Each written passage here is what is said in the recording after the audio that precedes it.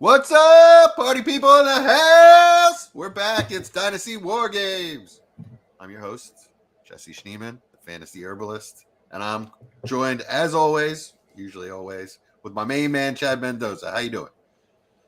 I'm doing all right. I'm doing great, man. I'm happy to be here. Had a long day of traveling, very long, couple of days of traveling actually, and I figured out my Twitter username, which is currently linked next to my StreamYard name, which is awesome.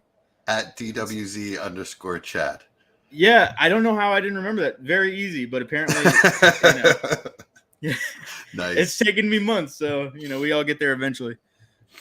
I am at DWZ_War Games. So I don't have a personal Twitter. I just run the show Twitter. And then Mike is different than yours. He's somewhere, yeah. Yeah. So Mike Casper is usually our other co-host. He's on maneuvers. Is that what you call it, Chad? You were in the Army. He's out in the field. He's doing field exercise. Okay, doing a field exercise. So with some cadets, I guess. So it's just me and Chad. We're gonna rock this thing out. So you're on the road. What kind of hotel are you staying in that has a mini fridge, Chad? I'm at a Marriott. Oh, nice. A full service Marriott? Yep, full service. The bar was gracious enough to throw me some Blue Moons and Dos Equis on the house, which was very nice. So beautiful. Yeah, You're a Platinum Rewards member, I guess? Yes, sure am. I'm sorry, Bonvoy. Yes, Bonvoy. It's called, I'm getting all mixed up all the time. I feel like all of them are changing. I used to just use Chase. Anyway, we won't get into it, but yeah. Right on. Well, yeah. So for those of you don't know, I worked for Marriott for almost 20 years, so I know everything that most people could possibly know about a full service Marriott. But yeah, glad you're safe and sound. And what are you drinking? Which one of those you're starting with? I'm starting with the Blue Moon. So I wish I had a little bit of orange to go with it, but good call. Good call. My wife really enjoys any kind of Belgian white, but Blue Moon she likes a lot. Every time I order her a Blue Moon when it's on tap, I'll bring it back from the bar, and she's like, "Oh, I love this. What is it?" It's Blue Moon. She hasn't figured it out yet. Nope. Every time it's a new experience. That's great. Yeah, we it's funny because we do call her Dory.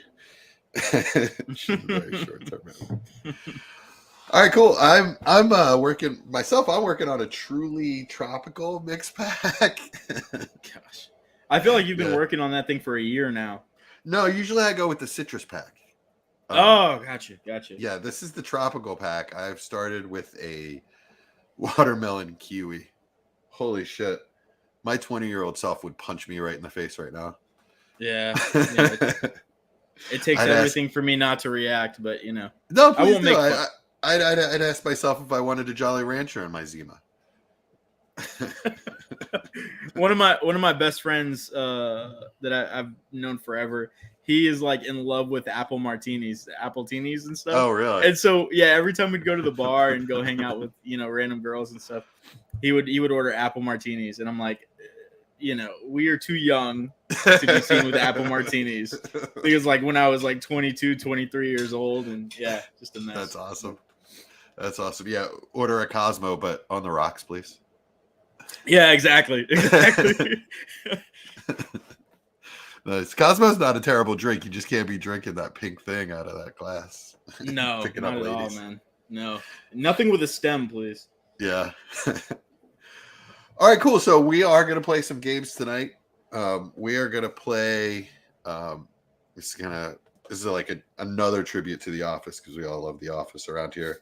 So if you remember the fire episode, they stood in the parking lot and they played Would You Rather and Deserted Island.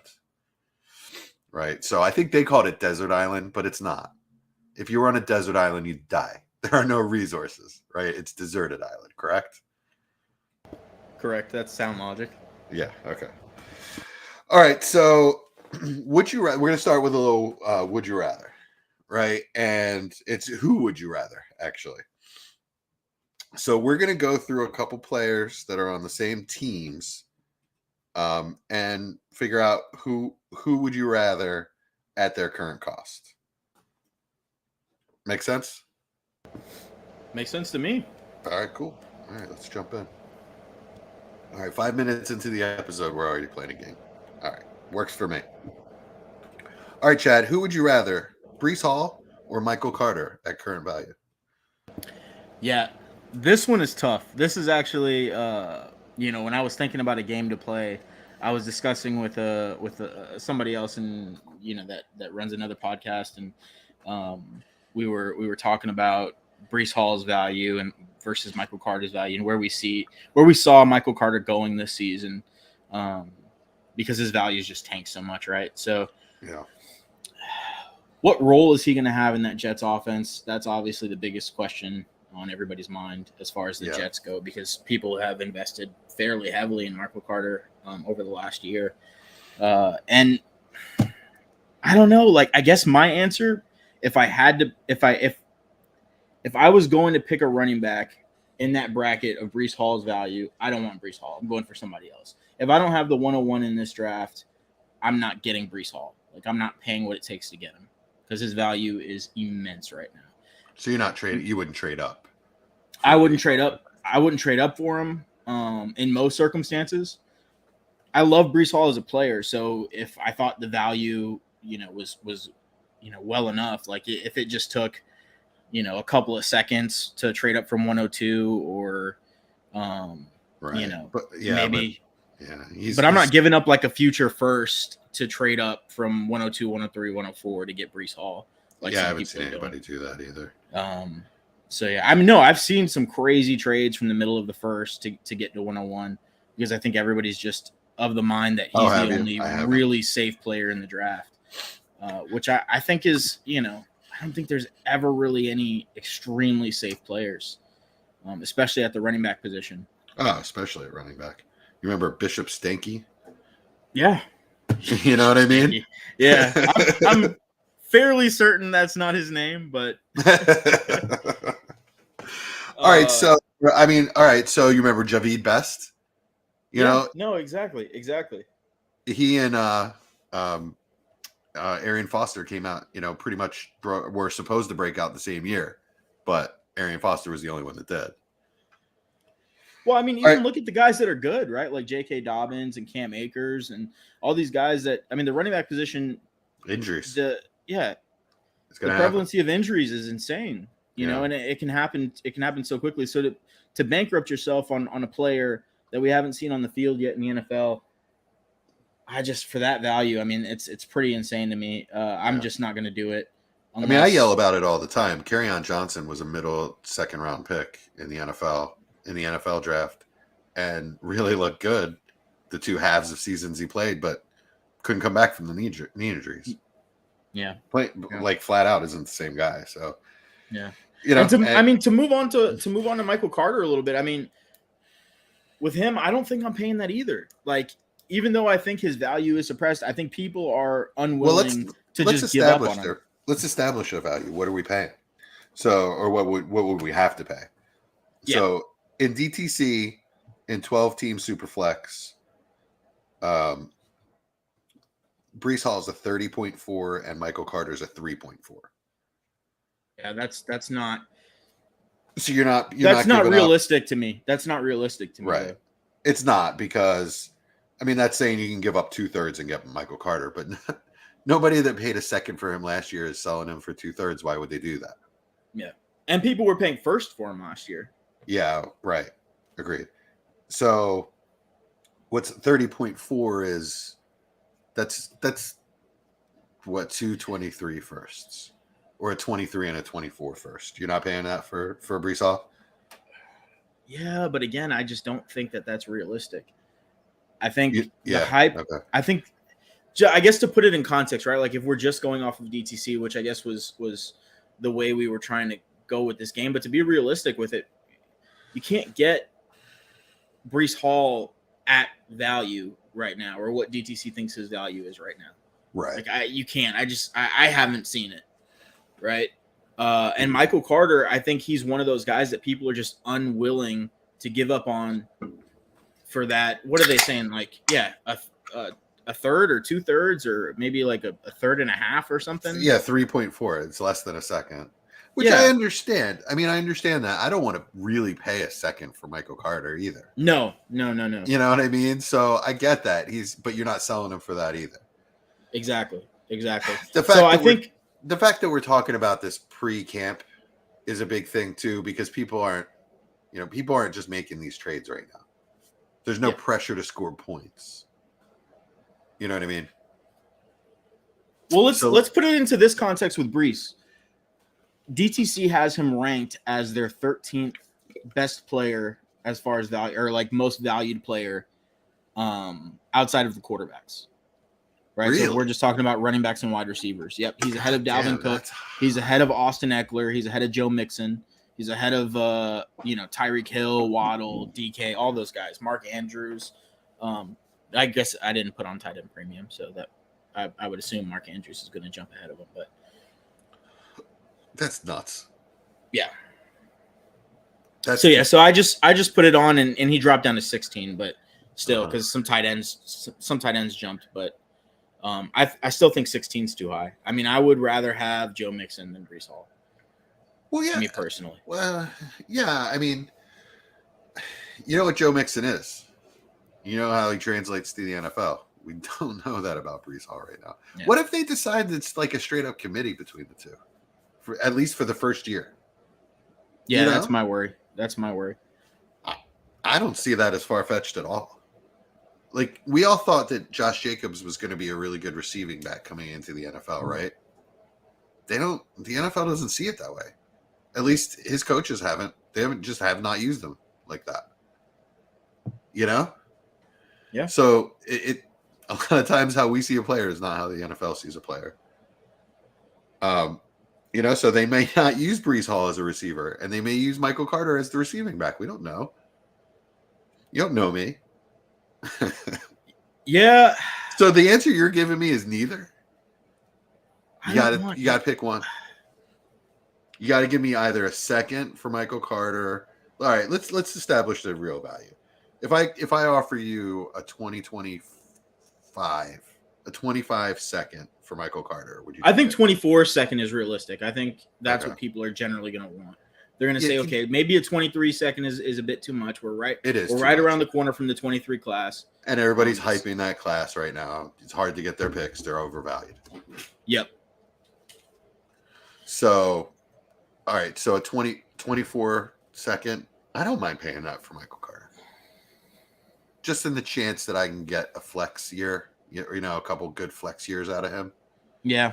You know what? I would love to compare him to Kareem Hunt, but Kareem Hunt is such an extreme example of a good second running back on an NFL team, right? The Jets don't have Stefanski, who's going to commit to running the, and they don't have arguably the best or second best run blocking offensive line in the NFL. The Jets do have what looks like is going to be a good line, but it's not. You know what I mean? I would love to think of Michael Carter as a Kareem Hunt type player, but not until we see it. So, but I think a 24 second that's such a dart throw anyway. Why not take a dart throw on a guy that I like his ability and is on an up and coming offense? What do you think about that?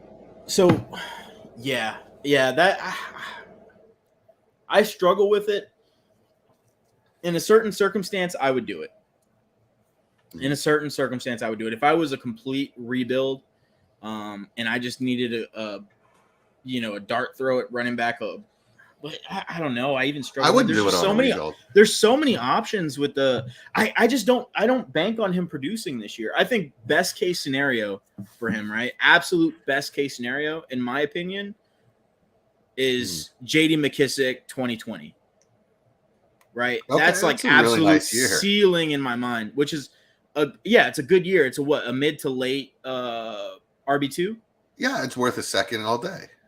It's worth a second, yeah. But what I'm saying is that's his ceiling. That's his absolute ceiling. Like, right. I would be ecstatic if that happened. I just don't even see that, Yeah. Yeah. Okay. I don't know. All right. I struggle with that one.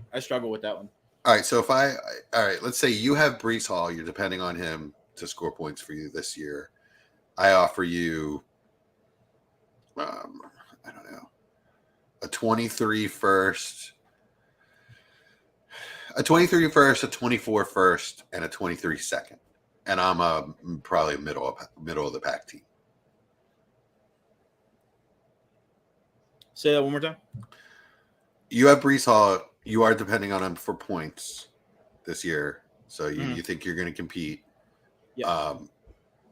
I offer you. I'm a middle of the pack team. I offer you 23 first, 24 first, 23 second. Yeah, I guess it would just depend on where those firsts are. Like if that middle first, middle of the road. Yeah, I'm probably holding on to Brees. Okay, so that won't even. What if I throw another second in there? Yeah, like I'm a 24 package. Yeah, then I'm thinking about the package. So it takes 2 firsts and 2 seconds to get Brees Hall right now. Yeah, I think if the I'm not doing that. I don't think most people are doing it. That's. I think the best bet you have at trading Brees Hall for what people are kind of expecting to get from him is if you're getting some 2022 picks in return. Because people are so low on these picks, they just don't care where they are, right? Like a 104 and 110 don't have much of a value drop. Yeah. So I'm assuming that our 22 drafts are over, right? We're dealing in 23 and 24 and 25 currency right now, right? Yeah, for the most part. I mean, I guess we could throw like specific names of 22 rookies in there. All right, let's say Kenny Walker and a 23. Obviously, you do it for Walker and a 23 first. Yes. But would you do it for Walker in a second? Because I wouldn't. Yeah, I don't think so. So that's the line, right? Yeah, it is. That's the line. But could you see? I could see somebody giving up Walker, and a first for Brees Hall. I can't see anybody giving up Brees Hall for Walker in a second. Right. Not right now. Yeah, not right now. If we get to camp and Walker's looking like a monster and Brees Hall is starting slow, maybe. Yeah, and he's getting all the reps and all that kind of stuff, and people are hyping him up. Yeah, of course. All right, so I think the answer right here is we would rather Michael Carter at cost. Yeah, Michael Carter at cost. All right, cool. All right, let's move on to our next one. So let me throw one out there. Okay, go for it. This is one that I'm actually really excited about. Okay. The next one, well, you gave these to me anyway, but the next one on this list I really like too. But you go with one. All right. Cooper Kupp and Allen Robinson. Oh, okay. All right, let's figure out the value. Because I love me some Cooper Kupp. And I love me some Allen Robinson too. That's a big old Penn State wide receiver that is just smooth and can run a route. Is just a classic X wide receiver. Just love him. Yep. And obviously McVay needs to talk him up, but he's saying the things that you want to hear about him. So I love it. What are we going with some value? So Kupp is listed on DTC as a 33.4. Uh-huh. And Allen Robinson, let me see where he's at. He is all the way down on the list. He's at 13.3. It's probably pretty easy here because it's going to take 23 firsts minimum to get Cooper Kupp. Yep. If you come at me with a 23 and a 24 first for Cooper Kupp, I'm going to tell you to go pound sand up the Rio Grande. I'm probably going to tell you I want 223 firsts, a 23 second, and and maybe a third. So let's up the stakes a little bit, right? Let's say that this is a $300 buy-in league, right? Okay. Which I think is pretty maybe a slightly above average what people's normal buy-ins are, right? Yeah, would you say that? Yeah, it's a good pot. Yeah, so it's a $3,600 pot. Right. right? And you're in the middle of the season, and Cooper Kupp is having the kind of season he's had, this past season. Right. And Allen Robinson is having a great season, but he's not Cooper Kupp, right? He's having a Odell kind of season ago. Yeah, like what Odell was having late in the year last year. Okay. Right, like he was getting touchdowns, he was looking really good, but he wasn't Cooper Kupp. Right. I assume Robinson's value is going to skyrocket at that point. Like, I think he's going to be worth a 23 first himself. But I just don't see Kupp's value going any higher. True. Okay, that's a good point. Cooper Kupp is at he's at the pinnacle of his fantasy value. Yeah. Right. Whereas Allen Robinson, even though he's older, he's a year or two older. Yeah, definitely could gain value.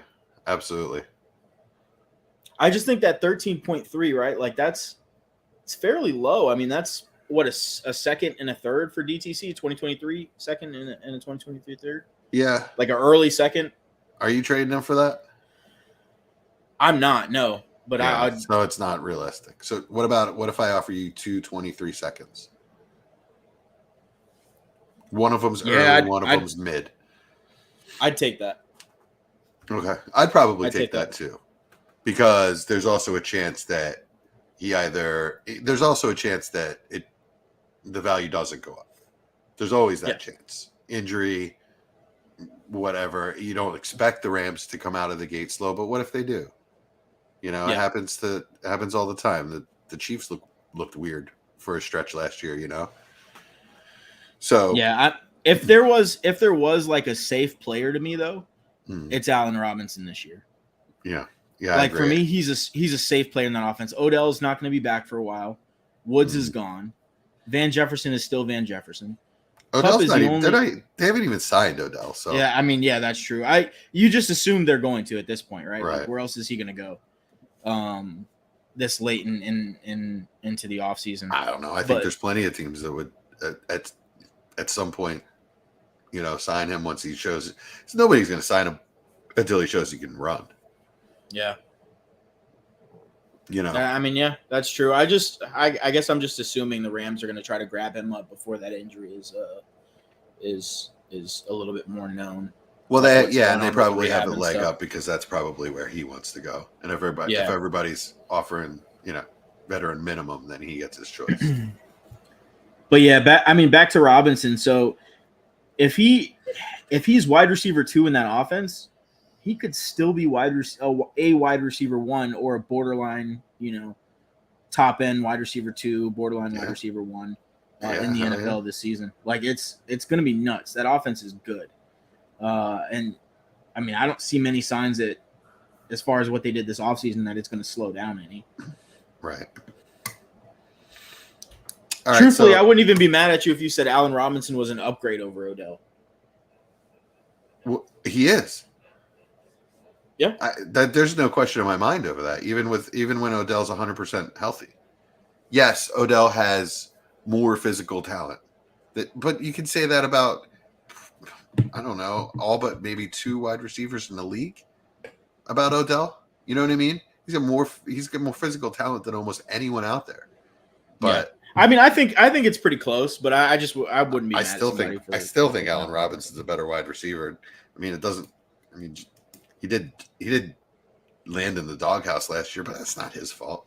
He had an idiot for a coach. Yeah, trust me, there are a lot of idiots out there in this world. It's not Allen Robinson's fault. All right, so I mean, that's 2 in a row where we're going with the lower valued guy. Yeah. I don't think that's what this exercise is all about. That's not really what I'm trying to prove. I'm really not trying to prove anything. I'm just trying to open our eyes up to, I guess, what the good values are. Yeah. I think it's just how it's fallen so far. We're only through 2, right? So yeah. This one might go the other way. Let's talk Jags, right? Jags wide receivers. Would you rather have Christian Kirk or Laviska Shenault? Kirk, easily. Yeah. All right. So what's his cost? I think he's at I think I checked recently because I just acquired him in a trade. I think it's like 9 point something in DTC or 10 point something. Really? That's not bad. Yeah. Let me see. It's 9.9. 9.9 as opposed to LaVisca's 3.2. Whereas I think you probably could get LaVisca for 2/3, by the way. I think, yeah, for sure. 100%. You're not getting Christian Kirk for 1 second, but you probably get Kirk for 2 seconds. You know, maybe. I think you could get him. I think you could get him for 1. I think if you're if you're 23 second, yeah, that's not right, because they're overvalued. So yeah, yep. I like that. I would do that. In fact, he's going on my list. He's going on my list of guys to start hunting. I know I did get him in the only regular startup we did this year, the best ball one. I did get Kirk pretty late. I was pretty happy with that. Nice. Especially in best ball. I kind of like him in best ball. I wish I remember the league I got him in. I don't remember. This is the problem with being in so many leagues. Yeah. All the leagues start just mushing together. But yeah, I got him in a package deal. Actually, keep talking. I'm going to pull up here in a second. All right. So, I mean, what we're expecting out of Christian Kirk this year is a lot less than what the Jags are expecting. They expect him to be a wide receiver 1. I think we expect him to be a wide receiver 2. He's shown that in the past. Christian Kirk's a really good man beater. You know, he's very quick and has a lot of speed and runs decent routes and can definitely beat man coverage. I think he needs to learn how to beat zone. Like that's the flaw I think that exists in his game, because I think it was pretty obvious last year when it wasn't a Christian Kirk game and it was an AJ Green game. It was because the other team was playing a lot of zone, and AJ Green knows how to find the soft spots in a zone and settle into them. I mean, that's definitely for a lot of guys that comes with, age and savvy. And I do think that Doug Peterson can teach that. So I'm not sure that Press Taylor, their offensive coordinator, can teach anybody anything. But seriously, the guy's kind of a mess. But I think Christian Kirk is an ascending player. They overpaid him, but the Dynasty world isn't overvaluing him for that. In fact, probably undervaluing him because of that. Yeah. This tells you a little bit. So this was the trade. Okay. I gave up DK Metcalf, Davis Mills, and a 23 first, and I got Deshaun Watson and Christian Kirk. And I won the league in this league. This was a P7, so I won the league last year. So that's still, and I still look like I have one of the better teams, top 2 teams in the league. So that's projected to be a late first. I really like that trade. I mean, obviously, I'd rather have DK over Kirk. However, you're talking about a 1-season sample size between those two. Kirk might put up more points this year. Yeah, and I mean, Watson, if he sees the field, is an elite quarterback. So. Right. Yeah, obviously. I mean, you're giving up a Davis Mills is. I understand he has a starting job this year, but I just see him as a career backup. Yeah. The road is yet to be paved for him. We'll see how that ends up working out. But I'm hard pressed to really think of a quarterback has that kind of value that's just in such an unsteady position right now. Maybe Daniel Jones. But I think if Daniel Jones gets kicked off his team, if he doesn't have like a great season and they go and they draft somebody early in the 2023 class, I think Daniel Jones could probably still find a starting job. Davis Mills, if he has a bad year this year, he's never getting another starting job. Ever. Like, no chance. Right. Yeah, no, a different team isn't going to give him a shot if he falls flat on his face. But Daniel Jones has that crazy athleticism, rushing ability that I feel like other teams, obviously, a team took another chance on Trubisky. So it's not that dissimilar. Yeah, I mean, that's the thing, right? Like, I'm trying to think of another quarterback that's really carrying that kind of value that is just on this much unsteady ground right now. And right now, that's tough. because Marcus Mariota doesn't have the value that Davis No. Mills has right now. Mitch Right. doesn't have the value that Mills has. It was like Winston Darnold last year, kind of. Yeah, yep, that's exactly what it is. It's just like Darnold last year. So, all right, since we're talking about Daniel Jones real quick, let me ask you about a trade that Brian Ford asked me about today. So he texted me and asked me about, he has Daniel Jones. He was offered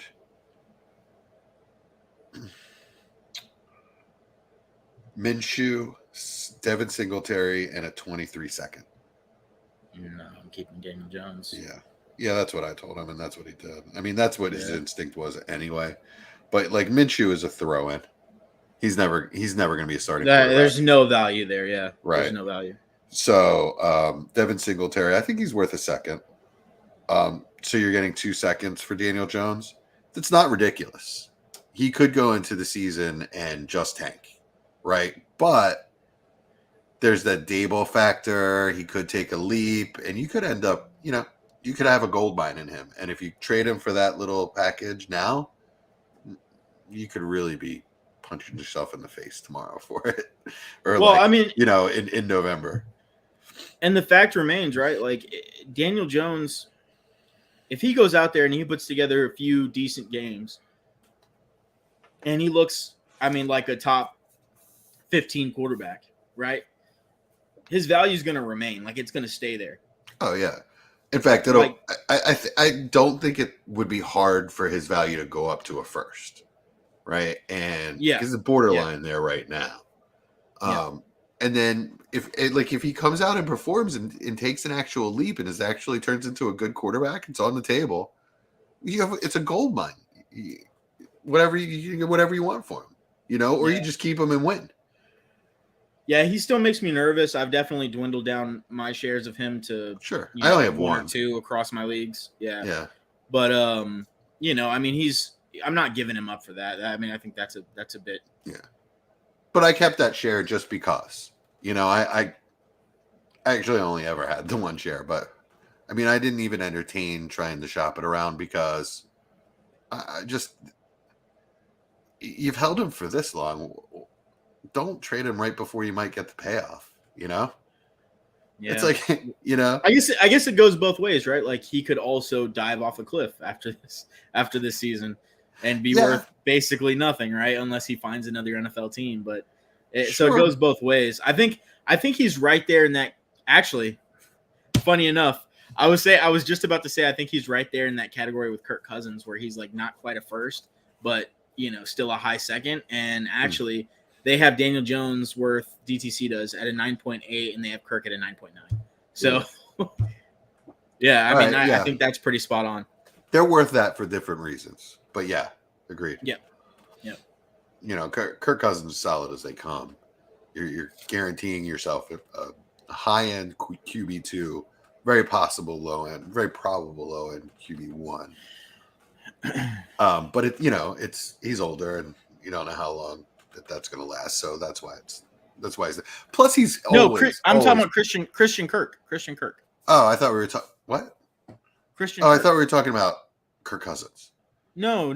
Kirk Cousins is worth more than that, I think. I was going to say it's kind of low.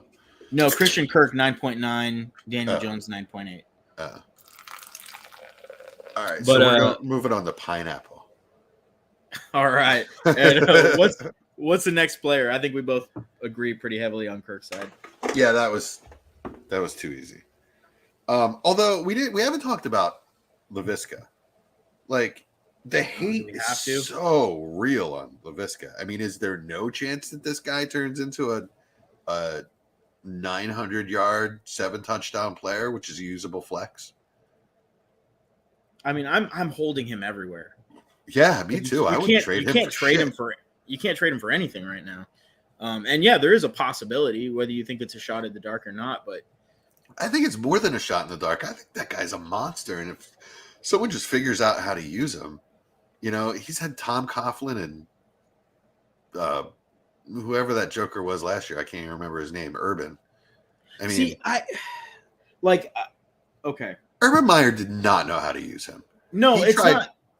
I'm sorry, It's not. I think it's not about. I don't think it's about like coaches not knowing how to use these players. Like I think that's a misunderstanding of the situation, or at least not really painting the full picture.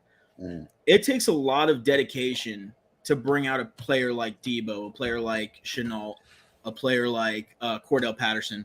Like you have to surround. You have to direct your offense towards their style of play to get the best out of them. Sure. Right. And some coaches may have the opinion that Laviska Shenault is a good player, but he's not worth that. So he'll play a role in the offense, right? He'll be a kick returner. He'll go in the backfield every once in a while. He'll catch a few screens, but we're not going to dictate our offense around Laviska Shenault, right? Just like the 49ers could have said, we're not going to dictate our offense around Debo like they have. Right. I guess it doesn't help that this was 3 regimes ago or whatever, even though it was only 2 years ago or that Laviska was drafted. It doesn't help that these aren't the people that drafted him. So they don't have that vision for him. So they don't care if he withers away. Exactly. Yeah, I don't think they're like, "Oh, Laviska, oh, we're racked here. We don't know what to do." Like, they know. They're just saying we don't think he's worth it. So he needs to go out and prove to them that he's worth it and he can beat Debo, basically. Yeah, like Debo has. I mean, Debo came out that first year when his rookie season, and I mean, he didn't put up ungodly numbers, but you saw him on the field and you were like, shit, this is a player. Yeah. Like, this is a player. Yeah, that dude's a badass. Right. Yeah. Same with AJ Brown, even though I think AJ Brown had more of a pedigree. Yeah. Yep. So and they just dictated their entire offense around Debo Samuel. They said, okay, we're going to cater to you. The Falcons, they brought in Cordell Patterson. They liked what they saw. They said, okay, we're going to dictate our offense around Cordell Patterson. Do you keep calling him Cordell? Like Cordell Patterson. Stewart? Yeah, Cordell. Cordarrelle. I'm not going to try. Okay. Patterson, right? It's like corduroy. Can you say corduroy? Okay, let's move on. So, I just pissed Chad off. They brought him in. They brought him in, and maybe it was the lack of talent on the offense because they didn't really have much else. Yeah.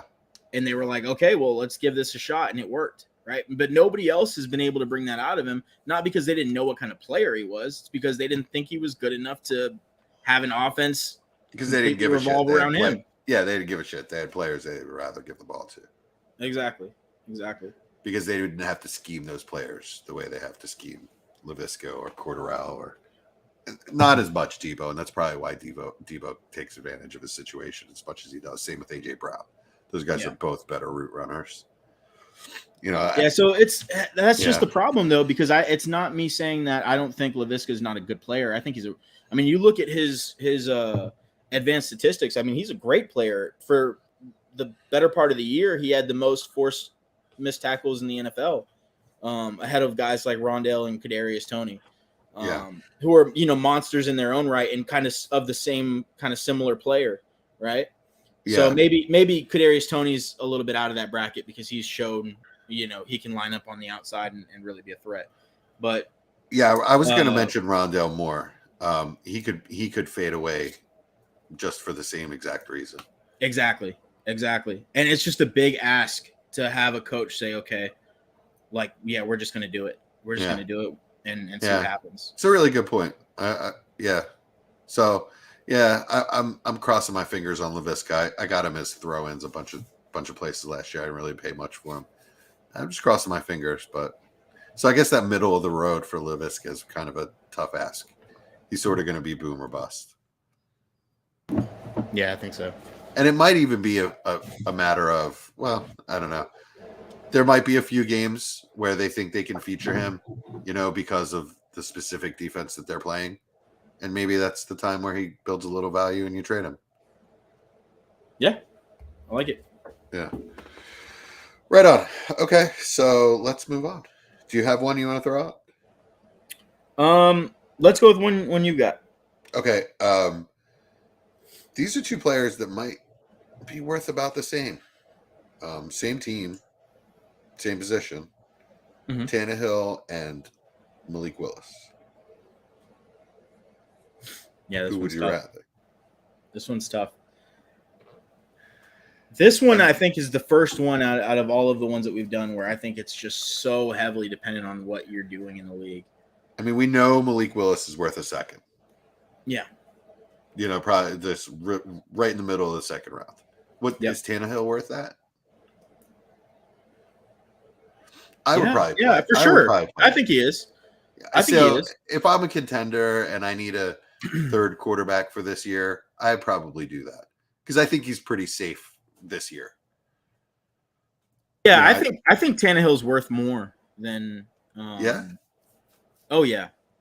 DTC. Let's see where they have him. I think he's worth more than Malik Willis. Definitely.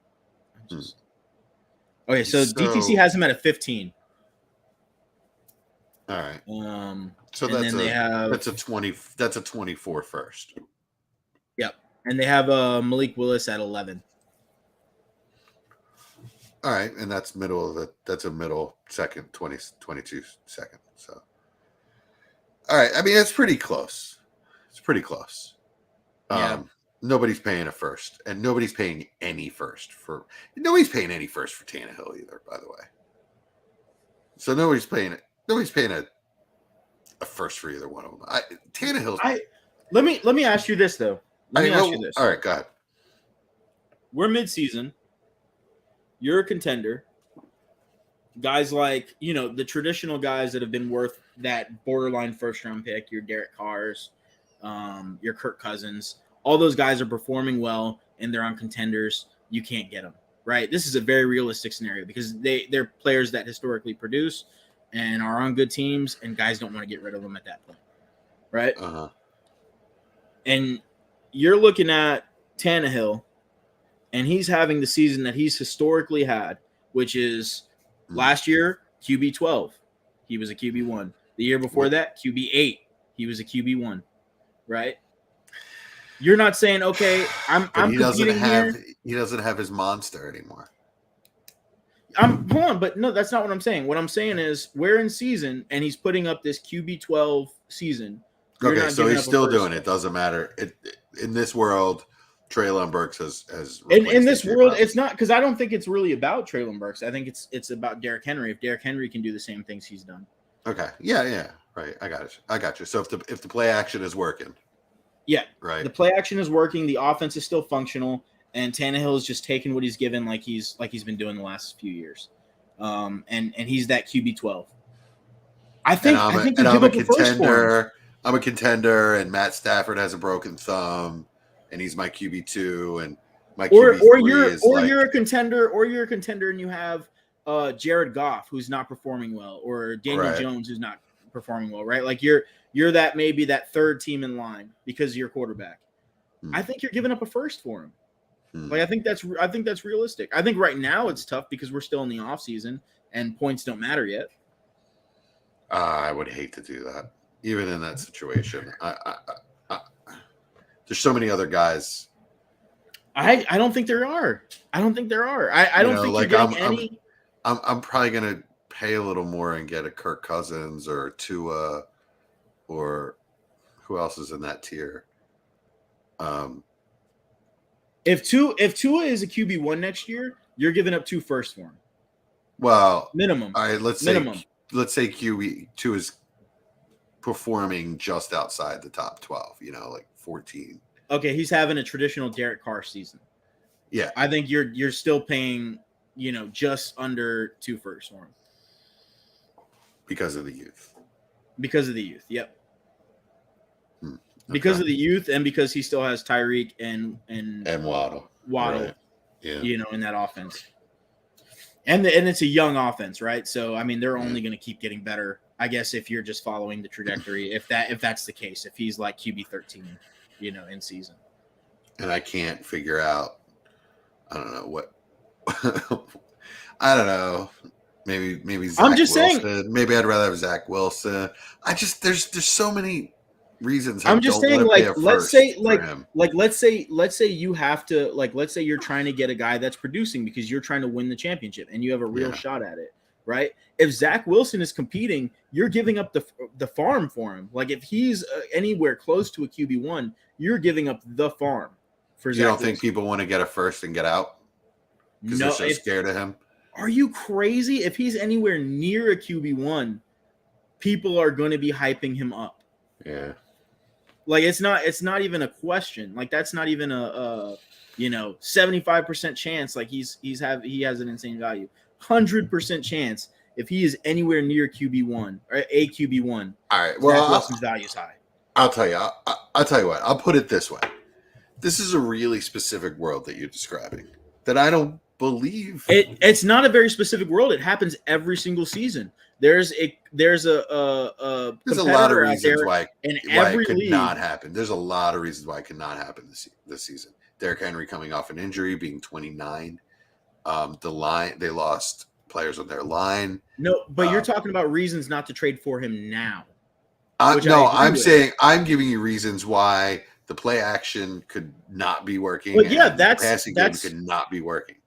But those are reasons why not to trade for him now. But what I'm saying is, I'm saying why this is a very specific world that you're.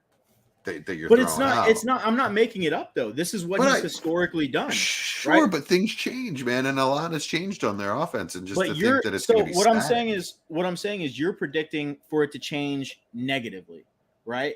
I'm not even predicting it change positively. I'm just saying even Status if he regresses a little bit or gets status quo, like that's a very realistic scenario. It's not a very specific, like out of the box, kind of thing. Like it's very reasonable situation. All right, I call it a big if.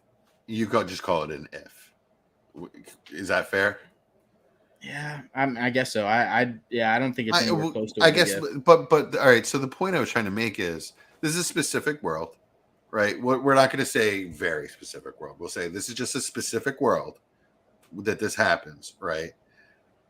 And even then, I'm like, I still don't want to give up a first for him. I still want to work this guy. Can I get him cheaper? I still don't think I'm giving a first. So I think he's worth a first. To say Tannehill's worth a 24 first, I don't agree. I mean, I've been playing Dynasty a long time, man. I think that's. I'm not saying nobody would. I'm just saying that's the most likely scenario. I'm not even saying like there's somebody out there that would. I'm saying it happens every single year. I know what you're saying. I'm not arguing that point anymore. Every single year. I get it. I'm not arguing that point anymore. I was only arguing that point to make this point, and that's that I just don't see a world really where I'm giving up a first for Tannehill. Yeah. I mean, same with Malik Willis, although that's not true. There is a world. There's a world where Tannehill gets hurt and Malik Willis specific world. That's a very looks specific really good. world. And that is a very specific world. But that's a very if that happens, I'm giving up a first for that sucker. That's a very big if. Yeah. Oh, that's a huge if. It's a huge if. That's probably not going to happen. Yeah. No, I mean, so like Tannehill giving up a first for him right now to me is out of the question, right? Yeah. If we're in season, if we're mid-season and he's QB11, he's worth a first. Nobody's giving up for anything less than that. Okay, but we're trying to determine his value right now. So I think we just determined that he's not worth a first right now. No, yeah. Right now. Jesse, listen. Who would you rather?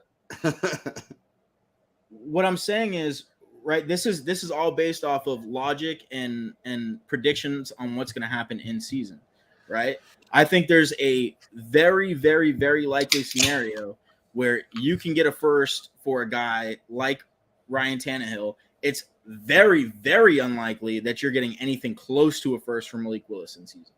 Okay. Very unlikely. Okay. Agreed. But we're talking about their value. Their current value. Who would you rather at their current value? But that's the reasoning though, right? Like that's why I'd rather have Tannehill because you're not saying, okay, like if it was just based off of what their value is right now, then you just take the guy with more or less value, or I mean, it doesn't really matter. But it's all about predictions. Well, it's what you'd have to give up for him. But it's about predictions, right? It's what you'd have to give up for him and where you see his value going in the most likely case, right? So, Malik Willis's value to rise, it's not gonna happen. If anything, he's gonna regress in value during the season as people start getting excited about the 23 class and the 24 class gets a little bit closer and that value starts rising. Mm-hmm. People are not going to want to give up an early 23 second for Malik Willis like they paid an early 23. Let me ask you this though: do you believe that Malik Willis will eventually get a shot at that job? Like, do you think he's eventually going to get that job? I think it's or do you think that there's at least a 50% chance that he'll get drafted over? Put it this way: I'm not trading for Malik Willis. I would take him in the draft. Just compared to who else was in there in like the mid-second, but that's the only shot I'm taking on him. I'm not trading for Malik Willis.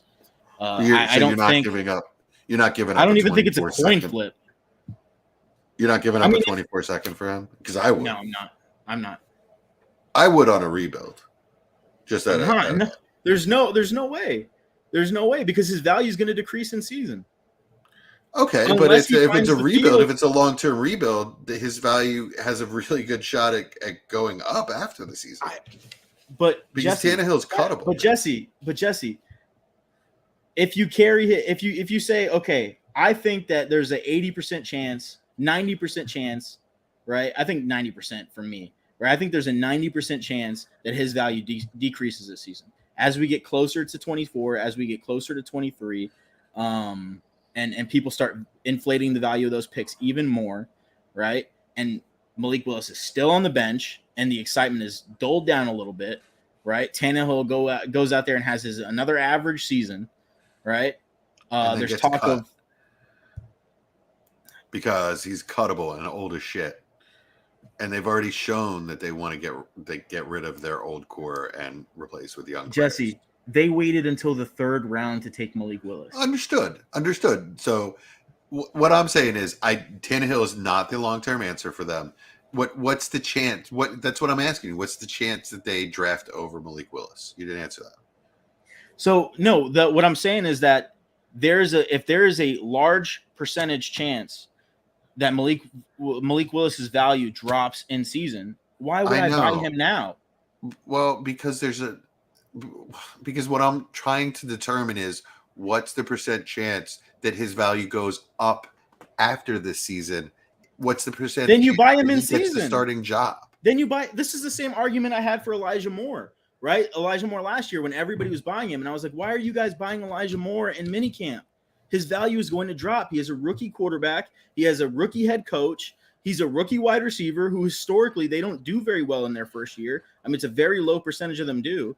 So why are we hyping this guy? His value will drop. And sure enough, we're in season. And I mean, logic tells you what's going to happen. His value drops. Then you buy him.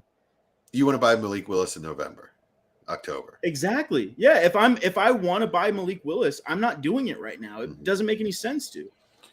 Your answers are so frustrating. And why is it frustrating? Because I just want to know who you want to buy now. Ryan Tannehill, because in season, it's more likely his value increases. Okay. And then you can sell him. Yes. It's that easy. I mean, it's pretty simple. All right. So you're hoping that the second that you pay for Tannehill will turn into a first. Yes. Yep. And I mean, worst case scenario, you get your second back, right? He's a starting quarterback, unless he gets injured. Not worst. Some freak. But... I mean, I'm talking about in like the very likely scenarios, right? Like he's not going to go out there and be, the worst quarterback in the league. So there are people out there that think that Tannehill is going to get cut at the end of the year and Malik Willis is going to be their new quarterback. Well, there are people out there that believe what they want to believe because they want Malik Willis on the field. Right, so it's wishful thinking. Right. Is what That's it true. is. That's true. They drafted Malik Willis in the third round. It's much more likely that if the Tennessee Titans suck this year, they go out and draft a quarterback high in the 23 class. Then You got to take advantage of this. You got to take advantage of those people. Yeah, I mean, that's what I'm saying. Like, some people just believe stuff because they want it to happen, right? Yeah, like, absolutely. Not because they think it will actually happen. Absolutely. I can absolutely tell you that I've been guilty of that myself. It's something that I'm really trying not. What's that? Yeah, exactly. Rager. Yes, that's exactly what I was referring to. Yeah, I did that with Rager. I can admit it now. It hurts, man. It hurts my soul on so many levels. This Jalen Rager thing, but yeah, I did that. Absolutely, I wanted him to be great. We've all been guilty of that, man. I've done that a million times. That's why I'm so firm on it now, is because I've done it for so many years. And then I just realized, like, your prediction shouldn't be based on what you want to happen. Like, that's not sure. Yeah, it's not one of prediction. It's one of those things, that I'm teaching myself every day. You know what I mean? I know it, but it's easy to get caught up in. Yeah. Yeah, I mean, I'm a Giants fan that, got rid of all his Daniel Jones shares. Like, I want Daniel Jones to succeed. It doesn't mean that I think it's the likeliest outcome in the world. Like, I think it's kind of likely that he's just okay, and they say we need to go out there and get a better than okay quarterback. Yeah. I mean, I'm an Eagles fan that faded Devontae Smith. Don't feel bad about that right now, to be honest. I don't feel bad about the fact that I would not spend the 112 on him last year. It's not that I don't like him as a player. I just don't like the situation he's in at all. Yeah. I mean, if Malik Willis does see the field, right, it's still not guaranteed that he's going to be good. Like, no, far from. But there's a really good chance that he could be like a Hurts type. Puts up numbers even when he's bad. I mean, I think there's an okay chance. But, I mean, we've also seen very athletic quarterbacks fail, too. I'm just saying, like, Josh Allen was absolutely horrendous his first year. Oh, yeah. Right? Lamar Jackson was absolutely horrendous his first year. Yeah. They got that wait time because of their draft capital. Right. Malik Willis doesn't have that luxury. Yeah. If he has that Lamar Jackson year, he's done. Yeah. Like, that's hey, guess what? Josh Rosen didn't even get that time. Yeah, I mean, exactly. Right? You know what I mean? And he had the draft capital. So what I'm saying is, like, it's if we're going off of historical data, right? Like, it's just not very likely that Malik Willis turns into something great. I'm not saying that I didn't take him in the second round of some of these rookie drafts because I shot in the dark and I didn't know who else to pick at that point. I think I got 2 or 3 shares. Yeah. Just as a, in case you're wrong. Yeah, in case I'm wrong, exactly. And if that's all it costs in the second round, so many people are wrong about Herbert.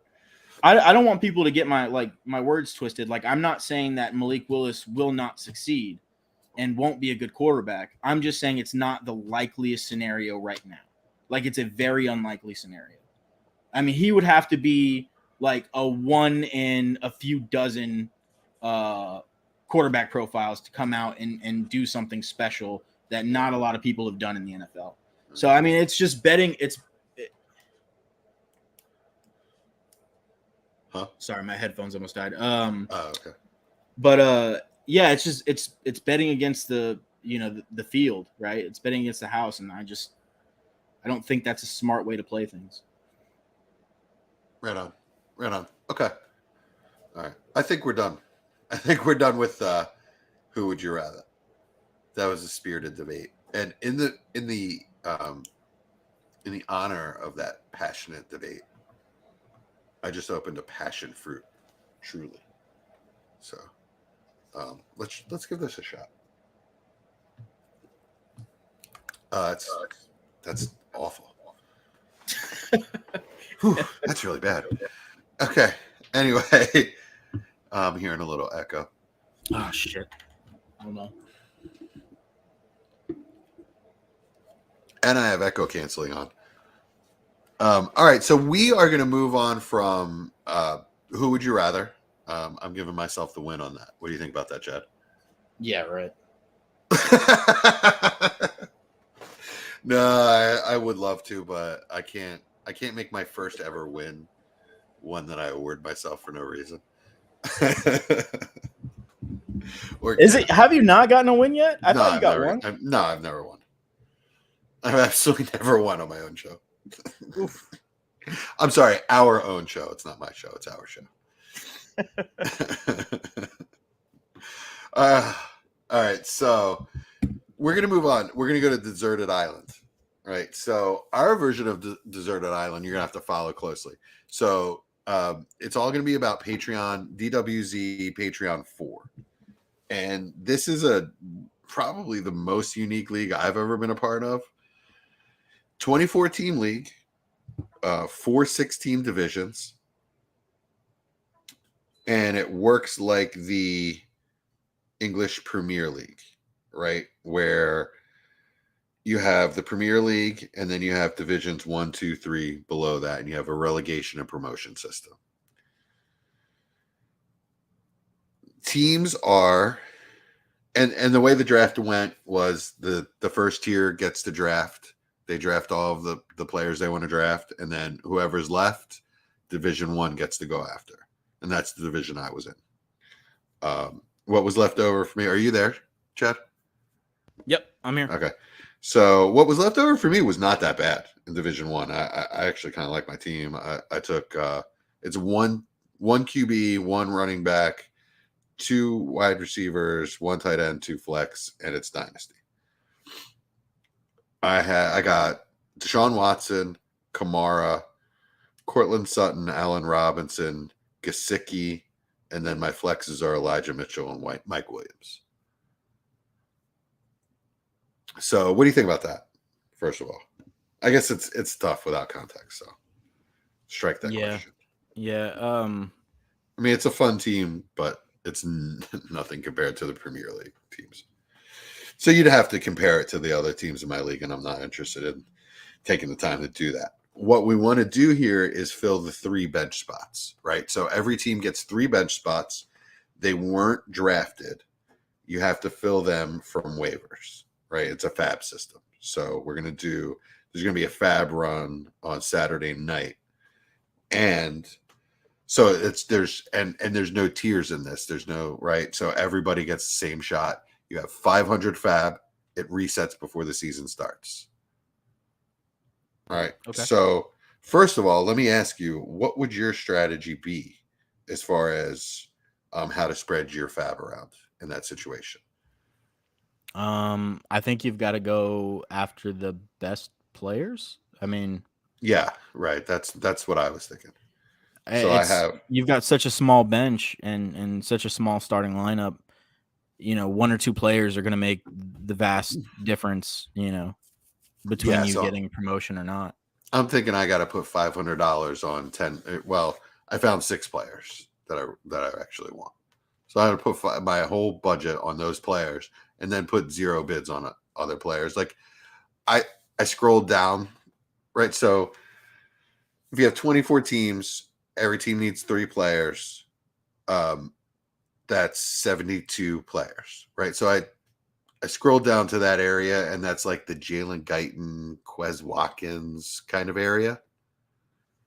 Like players that you don't want to start, but you might get a couple points out of if you have to. So I guess my first deserted island question is, if you were on a deserted island and you had to fill 3 bench spots in this format, what positions would you go after?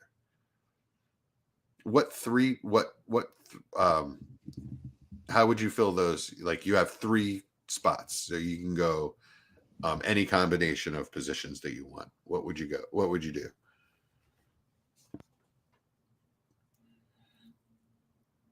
Are you there? Can you hear me? Yeah, now I can. Yeah, that's a tough one. So how many running backs do you have to start? 1. So it's 1 QB, 1 running back, 2 wide receivers, 1 tight end. Okay. And then 2 I would go with the I would honestly not worry about the positions. I would just go for the best player, the player that's going to put up the most points. So I guess my point of asking this though is, do you think you need to carry a quarterback? on your bench? I mean, it would be nice to have a quarterback on your bench. I wouldn't if I'm Your choices are Tannehill, Daniel Jones, Wentz, Goff, Mills, Mariota, Baker, Jimmy G, Mitch, Drew Lock, Darnold, Corral, Ritter, Malik. It's like that. That's who you got. Yeah. And then the rest are all like straight up backups. Is there a super flex spot or no? No. It's one QB. Yeah, I'm not worrying about another quarterback. You're not taking any of those guys. You're not even going to bid on them. No, Okay. I'm taking a guy that I can stick in my with only having only 3 bench spots. I'm taking a guy that I can stick in multiple different places, in the flex, in the wide receiver slot, in the running back slot, wherever. I mean, because guys are going to get injured, and ultimately you're going to have a spot where you're not going to have a guy to cover.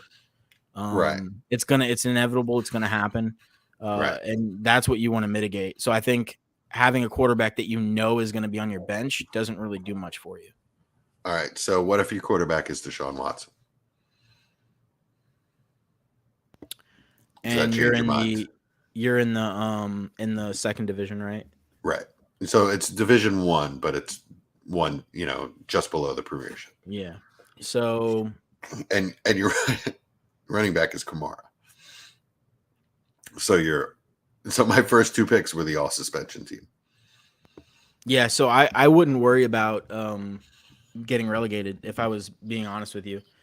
Okay. I wouldn't worry about it. I would just take the best player, a young player, and just know that, hey, I have Deshaun Watson. Even if he gets suspended, when he comes back, he's an elite quarterback. And if I am relegated down to the second division, which is, I guess, the third division technically, that my quarterback's going to be better than everybody else's quarterback in that division. And I'm going to come back up. You're just going to bounce right back up. Yeah, exactly. It's kind of a good point, even though that takes 2 years to happen. Oh, because it's a year, and then you get relegated, and you got to take a year to work your way back up. But I get you. But that also gives you time to prepare to jump. I mean, to make the jump straight back up into the next division as well. Because what's the other scenario that you select a quarterback and then you don't have enough starting players mid-season and you wind up right back, middle of the first division at the end of the year and you're still there, I mean, you might as well just go down and collect better talent and make your, stock up for your rise. Gotcha. Okay. Cool. So your answer is, if you're on a deserted island and this is your only form of entertainment is playing this league, somehow you have contact with these guys, but they can't save you. They want you to be on the deserted island. You're gonna take a combination of running backs and wide receivers. You're not gonna worry about a quarterback or a tight end, right? Or are you there? Yeah, is there tight end premium or no? No tight end premium. Okay, yeah, I'm not worried about tight ends then. Okay, cool. So, yeah, then I'm going with a wide receiver, running back. I'd preferably, knowing that my quarterback may be suspended for a long period of time during the course of the season, I'm preparing to go down, right? And I'm just saying, give me a good young wide receiver that's going to help me for a couple of years. Or running back. Yeah, but running back's a little bit more volatile, right? So you want the more sure product that's going to be able to help you, that you have a very good idea that they're going to be able to help you 2 years from now, 3 years from now, because that's when you really want to be making your push. I would say there are more running backs available, though. All right, so second question. Stuck on a deserted island, you have to fill 3 bench spots, and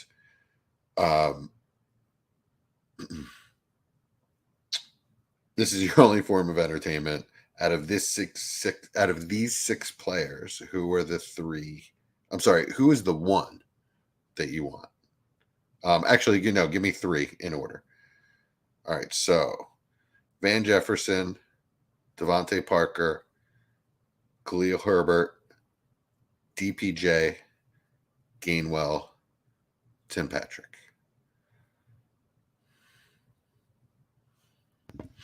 Who are your top 3 in that scenario?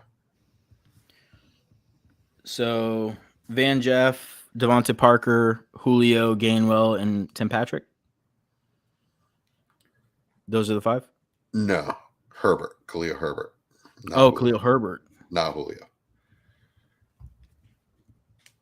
Okay. Yeah, that's a tough one. Gosh. Yeah, we're not about playing easy games here. I'm gonna say my top one is Tim Patrick.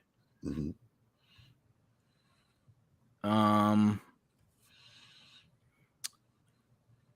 Man, that's Point a tough that, one by for the way. second. Tim Patrick, point for that, by the way. That's who I have at the top of my list. Oh man. Yeah, I think it's gonna be between.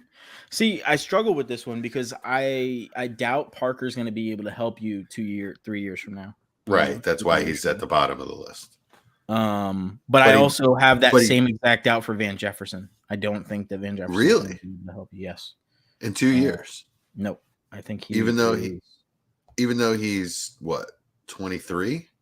20. Oh, he's already 25. Yeah. He's 25 and they've just consistently bringing in more and more guys. They don't believe in him. They don't think he's good.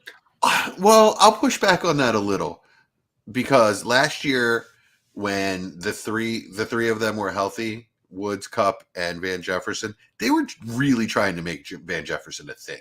Like they were funneling him targets over Robert Woods to start the year. So that says something, or where was it they were just trying to find out? I think honestly, they're just trying to out, and then they found out, and they were like, "All right." Yeah, they're just trying to see what the guy has because they know, like, we're going to be competing for years to come. This is make or break for this guy. He's going into year 3, right? Yeah, he is going into year 3, and he just got signed over. Yeah, I mean,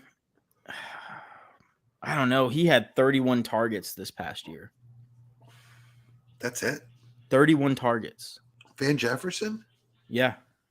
Or no, that was his first year. That was his positional. That was 2020. That was 2020. 2021. He had 89 targets. 50 catches, 800 yards, 6 touchdowns. That's not a bad year. Yeah, but then you're telling me that they were trying to make him a thing, and then they lost their number 2 guy. Yeah. So there was a period of time before they signed Odell. Actually, no, there wasn't. They signed Odell, and then Woods went down the next day.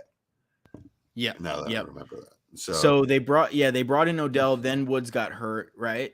And then they got rid of Woods this offseason, and they brought in Allen Robinson, and they're trying to get Odell back. I mean, that's been the report since the start. They want Odell there. Yeah, that is kind of damning for Van Jefferson. I agree. And then they also, I mean, say what you will about Tutu Atwell, but they drafted him in the 2nd round. True. That Tutu Atwell is a little midget LaVisca, though. And yeah, but they still took a wide receiver in the 2nd round if they thought Van Jefferson. LaVisca went in the 2nd round too. Doesn't mean he's going to be a thing.